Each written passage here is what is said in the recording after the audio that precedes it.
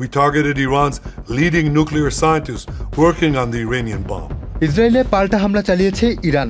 গত কয়েক ঘন্টায় ইসরায়েলে শতাধিক ড্রোন নিক্ষেপ করেছে দেশটি। আজ 13 জুন এই তথ্য নিশ্চিত করেছে তেল আবিব। এর আগে আজ 13 জুন ভোরে ইরানে পারমাণবিক স্থাপনাকে লক্ষ্য করে হামলা চালায় ইসরায়েল। ইসরায়েল এই হামলার নাম দিয়েছে রাইজিং লায়ন।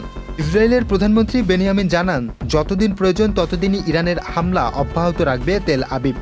তিনি আরও বলেন, ইরানের হুমকির মোকাবেলায় কিছুক্ষণ আগেই অপারেশন রাইজিং লায়ন পরিচালনা করছে ইসরায়েল। ইসরায়েলের অস্তিত্বের জন্য এই হুমকি শেষ না হওয়া পর্যন্ত অভিযান চলতেই থাকবে। তবে এদিকে ইরানের পাল্টা হামলার আশঙ্কায় আতঙ্ক ছড়িয়ে পড়েছে ইসরায়েলিদের মধ্যে। ইসরায়েল জুড়ে জারি করা হয়েছে জরুরি অবস্থা।